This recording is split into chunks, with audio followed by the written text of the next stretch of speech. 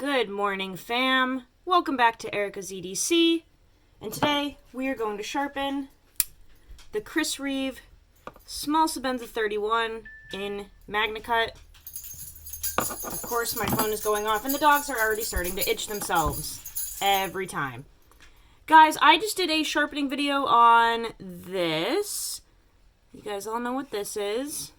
The Old Timer Bruin. So that video should be up before this video. Now, I brought this to 8,000 grit Nanawa and then stropped it to like 0.1 micron or something. But in the video, I only brought it up to 600 grit because of a time crunch. But I did make a video on this, so that should be up before this video. And the other knife that I have to fix up because I totaled it is the Sebenza. So we're just going to get right into it, guys. I'm going to probably leave this Sebenza at 600 grit just for testing purposes. So let's check the edge before we start. That way we know what we're working with. I have some paper here that you guys can't really even see. Let me turn you a little bit for a second. I'm in my jammies. Don't mind me, okay?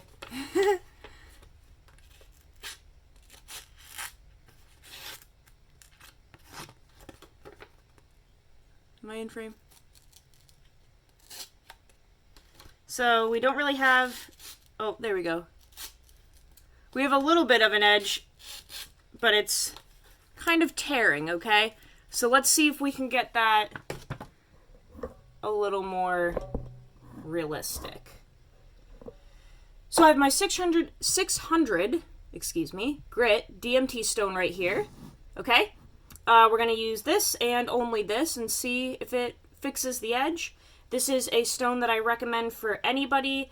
Kind of a one and done stone. This will take care of basically any steel that you have, unless it's a very high hardness steel. Sorry, I'm drinking my coffee too.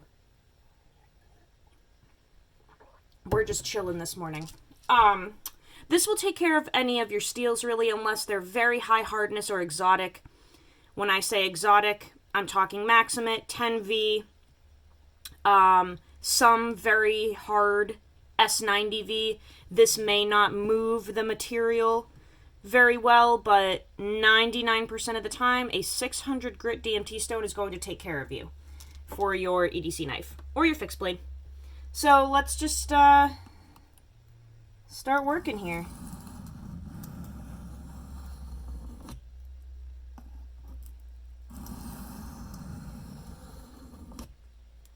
Gonna go nice and easy with this one. And this is the first time I'm sharpening this Magnacut. I've stropped it, but I have not sharpened it.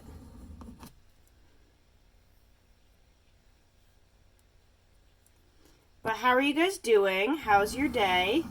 What are you carrying? Have you been learning to sharpen your knives?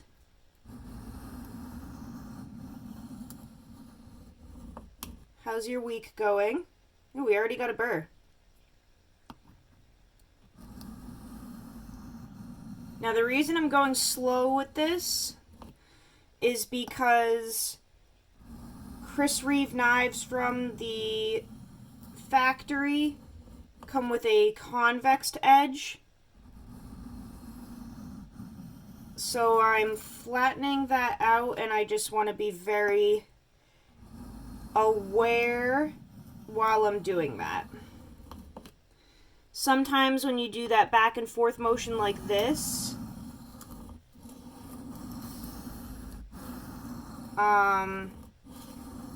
you can get a little lost in it. So I was just trying to do it nice and slow and take my time. But this is already looking good. Already has a burr. I can feel it. I need it to be stronger back here. But this stone is moving the metal very quickly and efficiently, which is awesome. The burr feels really good. This Magnacut has treated me very well so far. Like, I am thoroughly impressed with how Chris Reeve went about doing the Magnacut. It's nice to see companies take time to do it right as opposed to jumping into it and then changing the protocol because it didn't work the first time and stuff. Like, I just really appreciate Spyderco and Chris Reeve taking the time to just do it right once they did it. That way we didn't need to be like, hey, it's a little too soft. Wow, this burr feels incredible, guys. Oh my goodness. It's very even. And it feels very stable. People that sharpen knives will know what I'm talking about. Like, the difference between burrs, wire burrs. This feels really nice.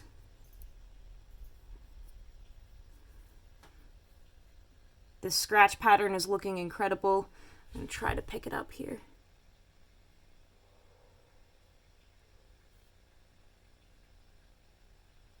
It's looking really good. And it's feeling good. I can tell back here, I still need to remove a little bit of that convex. So we're just going to keep working on it. Nice and steady.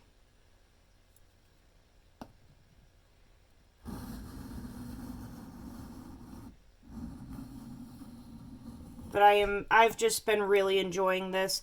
So, I haven't said what happened to the old timer and the Sebenza. I haven't really explained what happened. I posted on my Instagram, sorry, coffee break. I posted on my Instagram that we annihilated, no, I used the word obliterated, the edges. And what happened was, I was at Nikki's house, and she has twin daughters. They're 9 years old. And they are not outdoorsy, really. Or they never were, I should say. And one of them has pretty severe anxiety, especially about anything dangerous. So, fireworks, knives, snakes, like anything that could be hazardous, this child is terrified of, and it sends her into a full-blown panic attack. But she showed interest in wanting to learn how to whittle with my pocket knife. And if you guys don't know, a lot of you already know this, like longtime subscribers, but I was a teacher for like 6 years. That's what I went to school for. I was a teacher at a Waldorf school, so our education is a German-based outdoor education where you kind of teach the children in nature and you learn them to, you don't learn them, geez. You teach them to learn with their hands and to be outside, and there's no pressure of like conventional schooling systems. So it was really cool to see her wanting to kind of be out in nature and learn how to use her hands and how to get dirty and how to whittle a stick without being scared and how to use hand tools. So I honestly just took advantage of the situation and obviously got permission from Nikki before I started. But yeah, she was really interested in wanting to use the knives, so I took out all my pocket knives. I'm testing the Old Timer Bruin and the Sebenza, obviously, this month, so that's what was in my pocket. And I had this little cadet in there, too. And I was like, you know what, let's just sit in the driveway, and I'm going to teach you guys how to, you know, whittle a stick. And you can shave the bark off of it, and make a little, a Harry Potter wand if you want. You can make whatever you want. I'm going to teach you how to do it yourself, okay? And they were so excited about it. And we sat out there for, I would figure, 2.5 hours just whittling. All of us together as a little fam, just whittling sticks, and they were testing out the different tools on the Swiss Army knife and the blades, and learning how the locks work on each different knife. And they just had a blast with it. None of them, you know, even slipped. They were really good about it, and they just had an absolute blast. And by the end of the day, they were asking if they could have their own little Swiss Army knives and own their own little pocket knives. It was so cool. And that's honestly one of the most fun parts of the community for me, is teaching other people how useful it is to carry a pocket knife. But, like, kids too, right? Because you guys all know I grew up using knives. I started using a knife when I was, like, 5 or 6. And I genuinely used that knife for, like, common things throughout my day at that age. But kids now, their most commonly used tool is a cell phone. Even if they're, like, 5, 6, 7 years old. That's what they are taught is the most important thing, is a cell phone, a Nintendo, an Xbox. That to them is their life source. And when I was growing up, my life source was nature and tools that helped me do things correctly. Sorry, I'm just trying to work on this back part right here while we chat.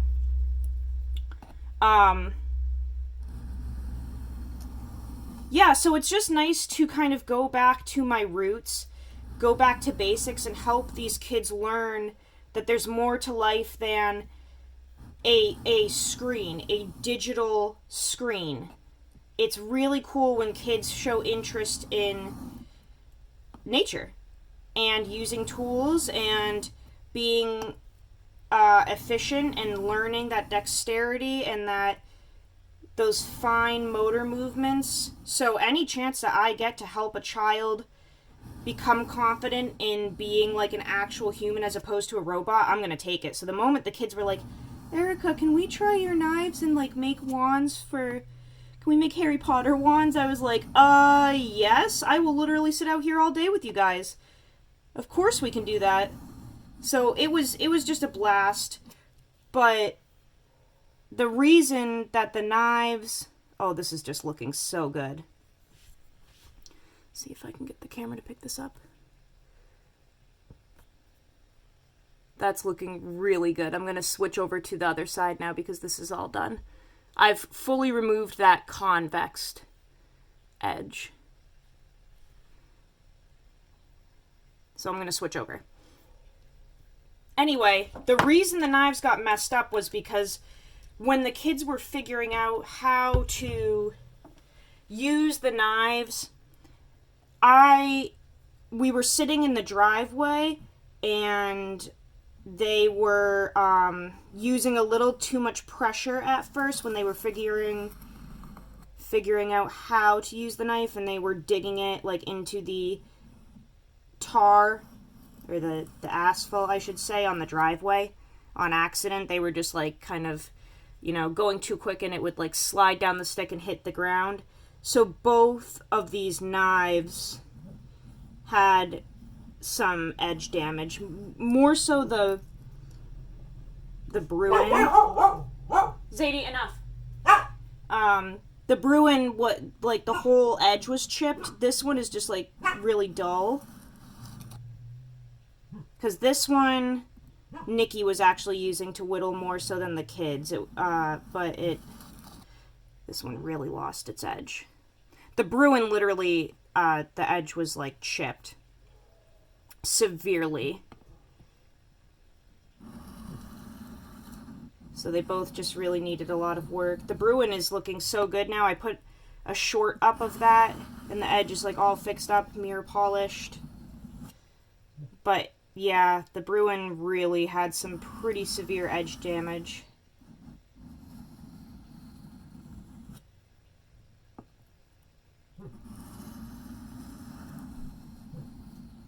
So now we're just fixing them up.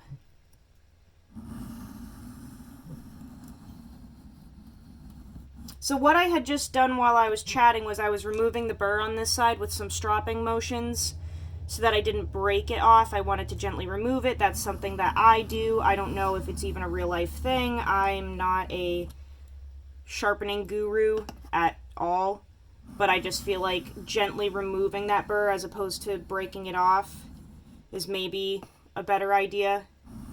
So I've always just like gently removed it with stropping motions, and then I start up with my normal progression.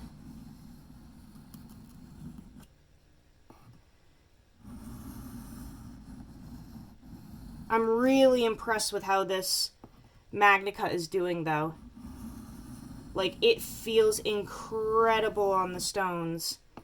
It's not hard to sharpen, but I can tell, like, you can feel that it's at 63 to 64 for a hardness. Like, I'm very aware right now using this stone, but that does not mean that it's difficult. Like, Magnacut was made with ease of sharpening in mind, so I'm feeling that, but you can tell when a steel is done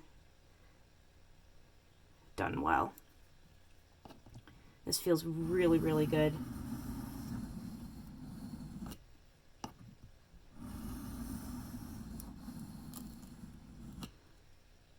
So yeah, the kids learned how to use knives. Of course, the next time I went over, they wanted to do it all over again, which was awesome.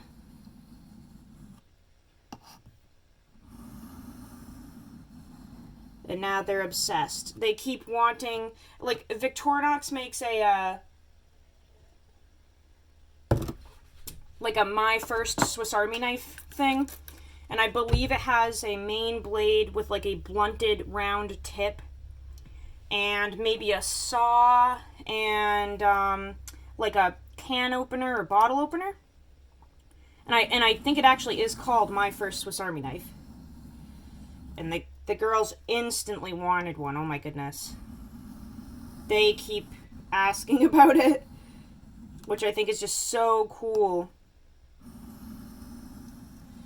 So I'm either going to pick those up for them if Nikki's okay with it, or I have a whole bunch of knives that I don't use that are just not, like, they're beaters, or they were gifts that they were gifts that I'm not going to use.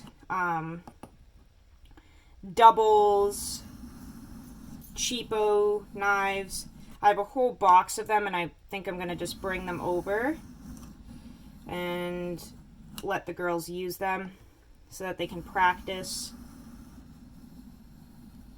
not on a $600 knife or a $70 knife.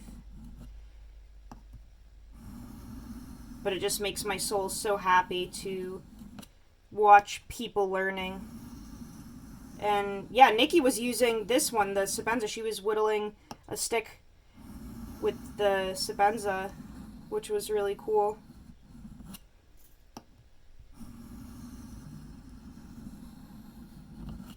So yeah, that's a fun part of the community to enter, teaching kids how to use tools properly. Just check my edge here. Oh, this is looking good too. We're getting there. Sorry this is taking so long, guys. I'm just trying to take my time because yesterday with the Bruin, I really rushed it, and like I knew that Nicole was going to be home soon and that the dogs would pop off, so I was really rushing through that video, and like it worked, but it was very chaotic. If I even end up posting it. So today I'm just trying to take my time.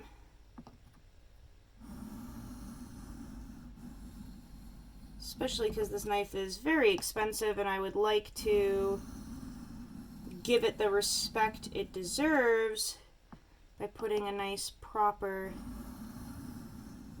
edge on it.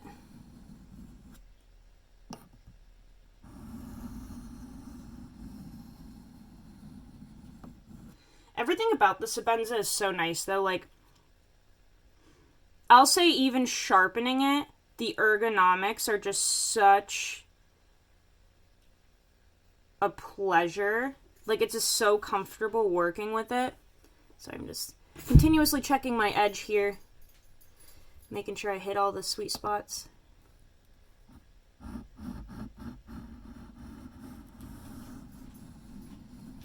But yeah, just like holding this, it's so comfortable.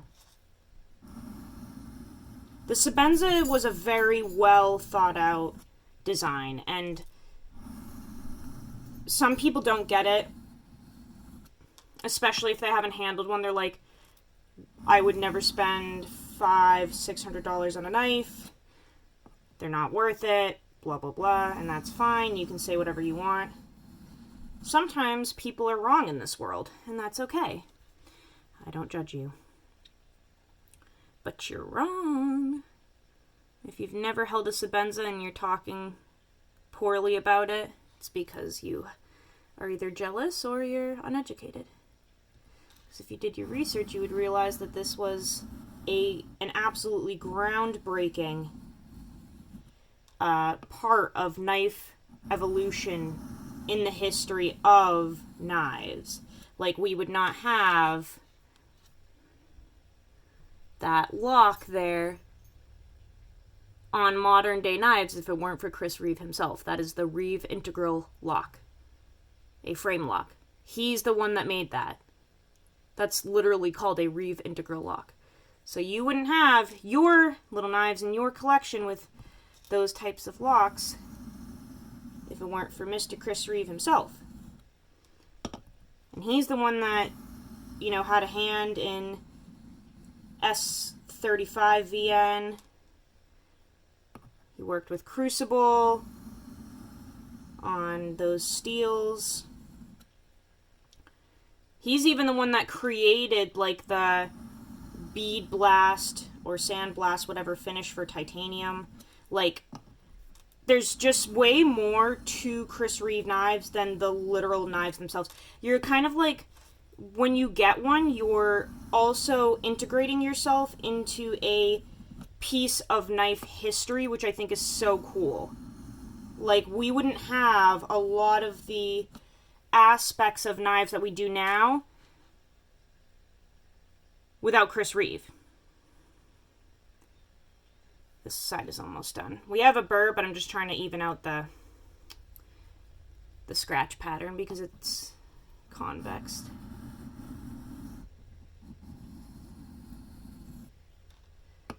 So yeah, like, not a ton of people crap on these knives, in my comments at least. There's like always one or two bad eggs that are just jealous and they, you know, pop off because they don't think it's worth it and they think they're stupid, which is fine.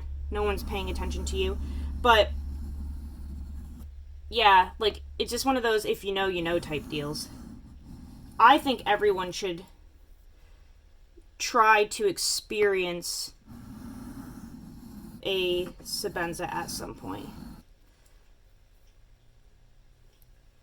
Even if you don't keep it, like, just trying to experience it would be cool.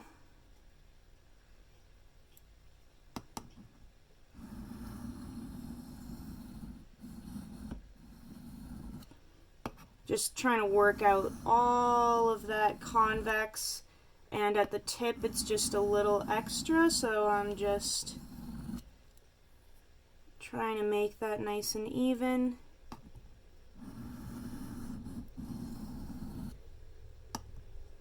But as you can see, this takes a little while when you are removing that convex edge, because it is kind of rounded, basically. That's what it is. And now we're flattening it out, and sometimes it just takes a little extra time to do that.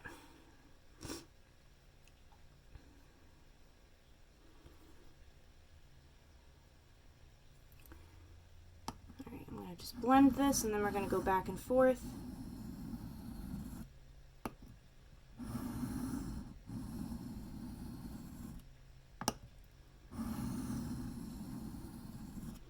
I like the 600 grit DMT Stone too because it's a little more forgiving than starting with like 325. Like I feel like once you go below 600, you are pretty devoted to whatever you're doing. And if you mess up,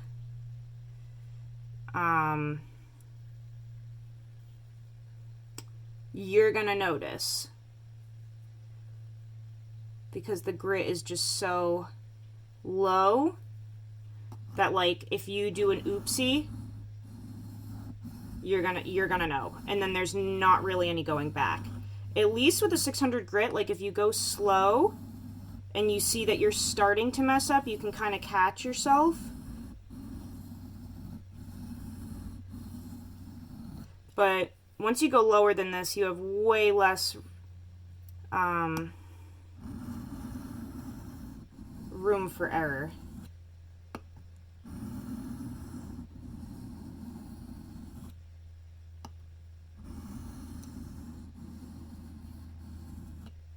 This is definitely the stone I recommend for anyone getting into freehand sharpening. And I've said that a million times, but we have so many new subs that people are constantly in my DMs asking, like, if you could only have one stone, what would it be? I just keep parroting that. Okay. Now we're gonna go back and forth. I'm just gonna gently try to knock that off a little bit.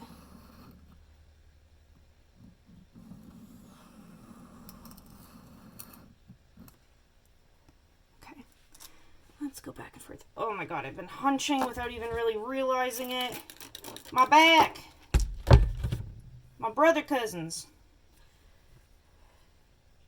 Okay. Let's dial this in.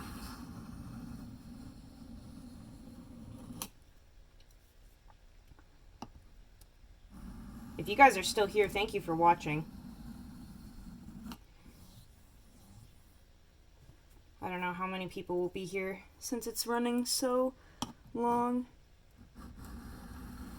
But I know some people like to put like these types of videos on in the background almost as like or if they're sharpening knives, they'll put some of these like therapeutic chat videos on in the background just to listen to, or in the shower. That's what I used to do. Like the videos of people sharpening and stuff, I would like put those on while I was showering and just listen to them. Because sometimes you get into some good topics of conversation and some good chats.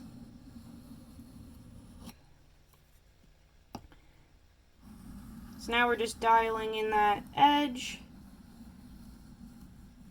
Oh, let's do this. Shoutouts. I haven't done that in a little while, and I really like doing them because I think it's important to advocate for other channels that are making great content.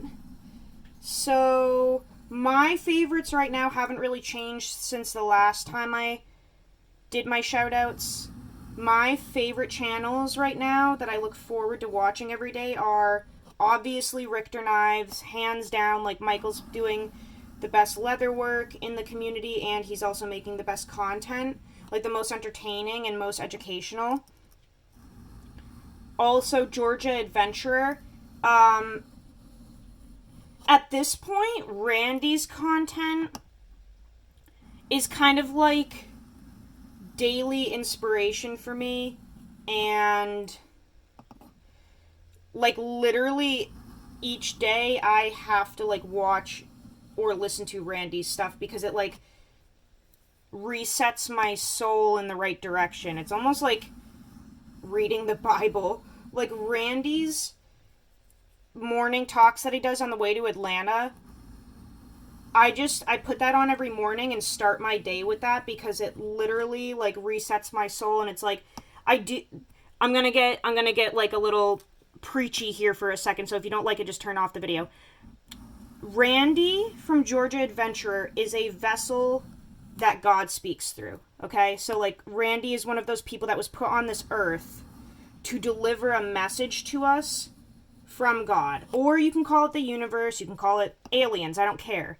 You can call it whatever you want. That's what Randy is. He is a vessel that God speaks through to us and delivers us very important, incredible messages in a non-judgmental and very graceful manner.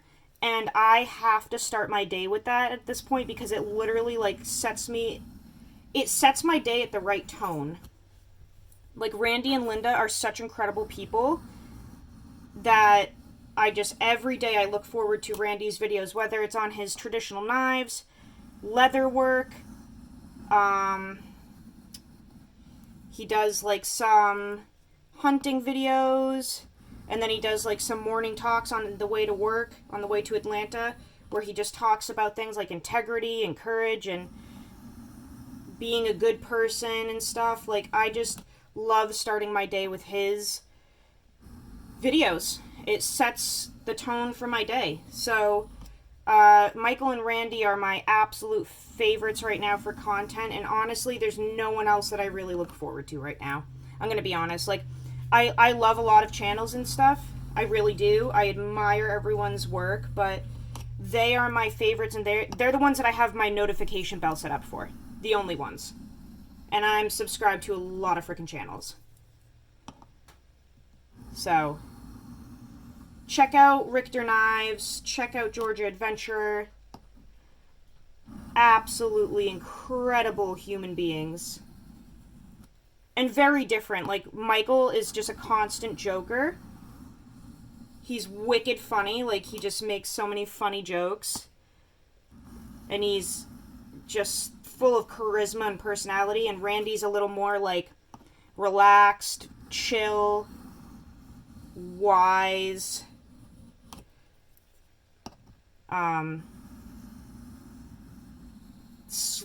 He just slows down. And it's awesome. Alright, I'm going to check the edge on this in a second. We've been working at this for how long? 32 minutes! Holy smokes. That's a long time.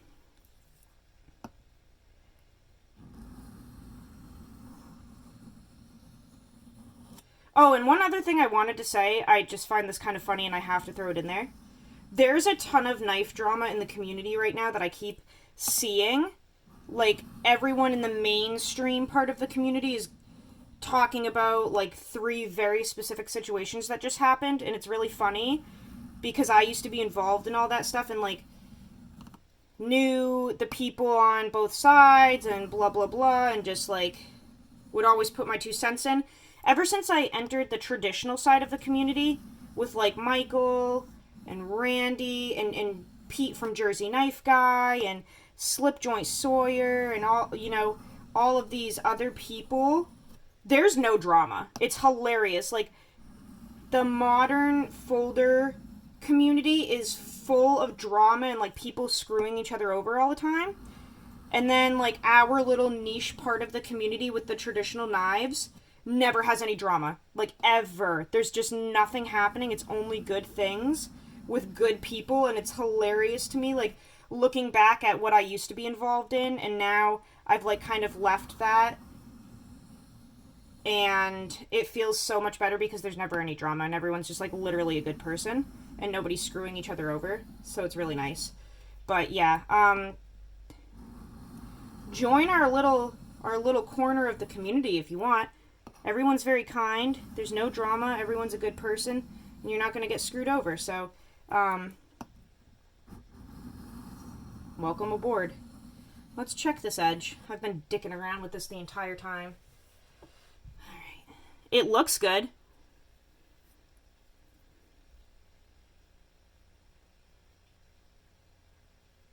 Nice and even.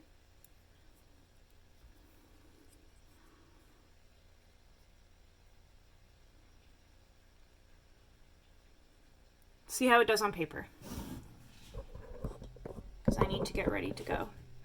Okay, I see you guys. You see my jammies. Paper.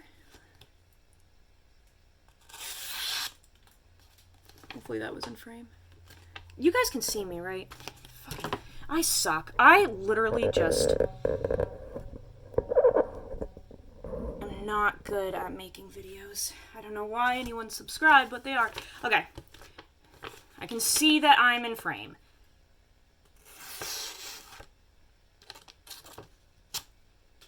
I would say that's much better than it was. Right? So now we have a nice sharp edge.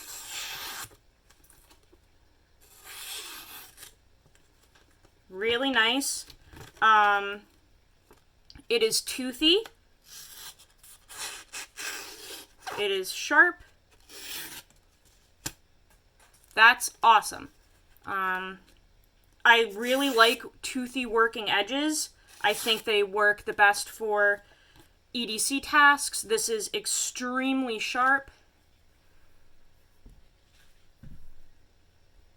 Please focus. Come on. It leaves a semi-polished pattern when you're done. Okay? And if you take your time, you can keep your bevels even. If you focus, this is ready to go, nice and sharp, ready to work. Insanely toothy, guys. Holy smokes. Whoo! She's a little ripper. Guys, that's how to sharpen the Chris Reeve Small Sebenza 31 in Magnacut. I really hope that you enjoyed this. I know it was a long video, but it's kind of nice to just relax and chat sometimes. Take it slow, kind of catch up on what's been happening in the community, and I think it's cool to show a full video, no editing, on like how long it takes to remove the convex edge off of a Chris Reeve knife. I think this turned out really good. It's extremely sharp now. So it'll take you about, 30 minutes, let's say, if you're focusing, to get a razor edge back on a Magnacut Sebenza if it's completely butter knife dull, with a 600 grit DMT Stone. That's all I've got for you guys today. Thank you so much for listening to my knife chat. Thanks for watching. Go use your shit. Learn how to sharpen your knives, and I will see you on the next video. I love you so much. Take care, guys.